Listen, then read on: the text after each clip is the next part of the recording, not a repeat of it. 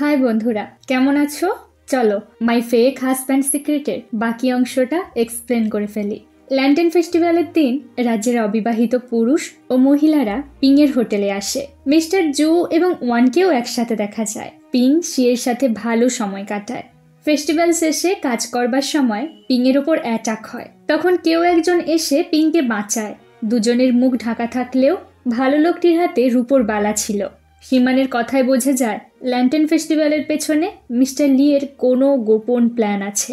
এর মধ্যে পিংকে অ্যারেস্ট করা হয় এবং হোটেল বন্ধ করার আদেশ আসে। বিষয়টা নিয়ে সীমান মজা করলে সবাই মিলে তাকে পিটুনি লাগিয়ে ঘাট ধাক্কা দিয়ে বের করে দেয়। ফেস্টিভ্যালের দিন ওয়ান সারা রাত বাড়ি ফেরেনি। এ নিয়ে রাজ্যে বিভিন্ন রকম গুজব ছড়িয়েছে। এই অজুহাতে মিস্টার লি এত বড় চক্রান্ত করেছে। চাইলেই সবাই মিস্টার জুয়ের কথা বলতে পারত, তবে সামনেই মিস্টার জু স্কলারের পরীক্ষা দেবেন।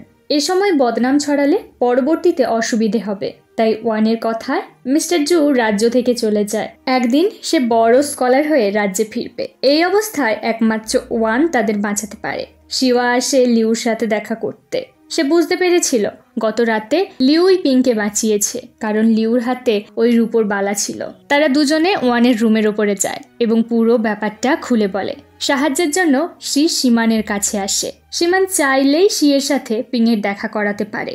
এর বিনিময়ে হয় শিকে তার কঙ্কবাইন হতে হবে, না হয় থংজিউ হোটেল তাকে দিয়ে দিতে হবে। শি হোটেলের বিনিময়ে পিংয়ের সাথে দেখা করতে আসে।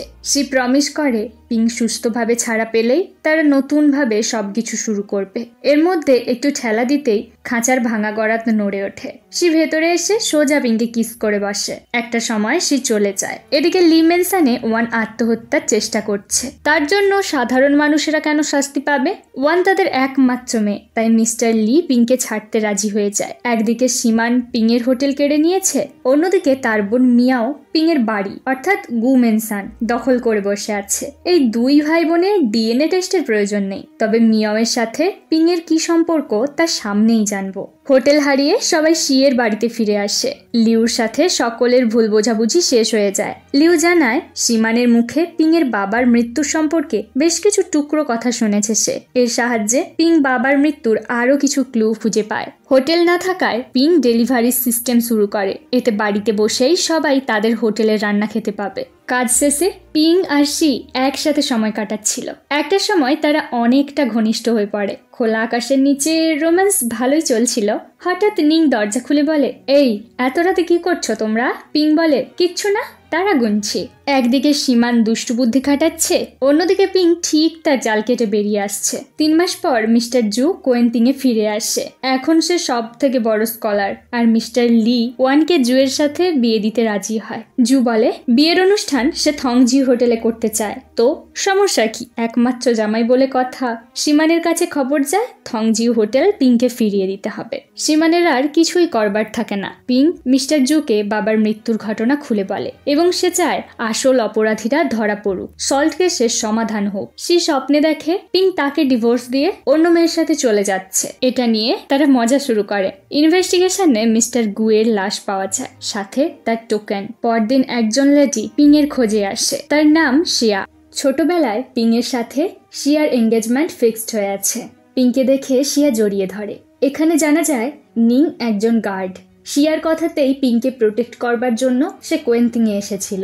শিয়া পিংকে নিয়ে যেতে চায়। তার বাবা একজন বড় মিনিস্টার। তার বাবা চাইলেই মিস্টার গুয়ের কেসে হেল্প করতে পারবে, এমনকি পিংকেও প্রোটেক্ট করতে পারবে। বিনিময়ে পিং শিয়াকে বিয়ে করবে। তবে পিং এতে রাজি হয় না। ওদের একসাথে দেখে সে কষ্ট পায়। শিয়ার কথায় জানা যায় মিয়াও পিংয়ের সৎ মা এবং মিয়াও কোয়েন্তিংয়ে এসেছে এবং এর পেছনে বড় কোনো উদ্দেশ্য আছে। কোয়েন্তিংয়ে এসে মিয়া সীমানকে বকা দিতে শুরু করে। মাথামোটা মিস্টার জুয়ের সাথে পিংয়ের ভালো সম্পর্ক আছে। এর অর্থ পিং চাইলেই মিস্টার জুয়ের সাহায্যে সল্ট কেসের ইনভেস্টিগেশন করতে পারবে। কথামতো জুয়ের ওপর অ্যাটাক করে তারা, কারণ জু থাকলে তাদের অনেক সমস্যা হতে পারে। তবে পিং ও তার লোকেরা অপরাধীকে সহজেই ধরে ফেলে। দেখা যায় এটা ফেই একজন অনাথ ছিল।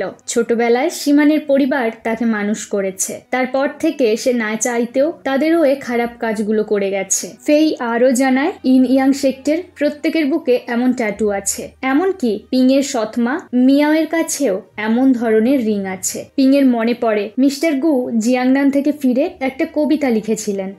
কবিতার অর্থ এই, ইন ইয়াং সেক্ট অবৈধ সল্ট ব্যবসা করে এবং কোয়েন্টিংয়ের সীমান ফ্যামিলি এই ব্যবসার সাথে যুক্ত।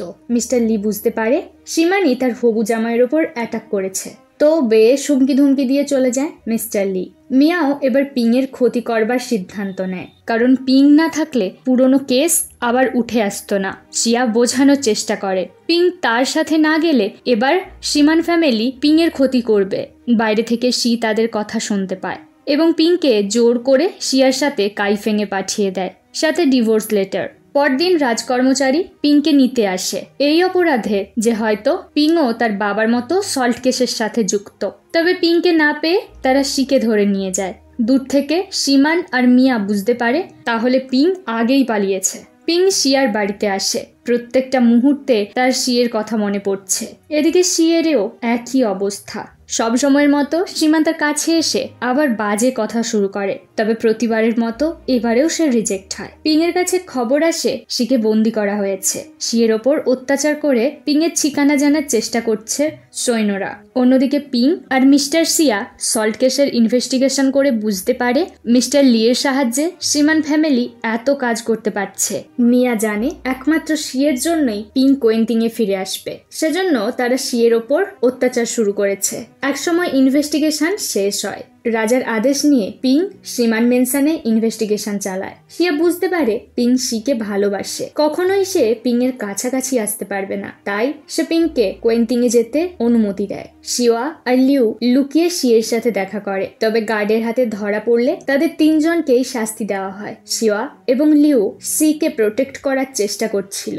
মিস্টার লি অত্যাচার করে পিং এর খবর জানবার চেষ্টা করছে। এমন সময় পিং ভেতরে আসে, সাথে মিস্টার জু। সম্রাটের আদেশে পিং বলতে শুরু করে সল্ট কেসের পেছনে সীমান এবং তার সৎমা মিয়াও জড়িয়ে আছে, আর তার বাবার মৃত্যুর পেছনে সীমান ফ্যামিলিই জড়িত। প্রমাণ হিসেবে ইয়ান ইং প্যাটার্ন, বাবার মৃতদেহের অটোপসি রিপোর্ট এবং সীমানের কাটা আঙুল, যাতে ইয়ান ইং সেক্টের আংটি জড়িয়ে আছে। ইনভেস্টিগেশনের সময় মিস্টার গুকে খুন করে নদীতে ফেলে দেওয়া হয়েছে। সেই সময় সীমানের আঙুল খোয়া যায়, আর মিস্টার লি তাদের সাপোর্ট করার জন্য সেও শাস্তি পাবে। সীমান আর মিয়াওকে অ্যারেস্ট করা হয়। পিং শিয়ের সাথে হোটেলে ফিরে আসে। এরপর তাদের বিয়ের সিন দেখানো হয়, আর দুই কাপল লিউ আর শিয়া এবং মিস্টার জু ও ওয়ানকেও দেখানো হয়। বিয়ের শেষ রাতের বেলা তারা রুমে বসে আছে।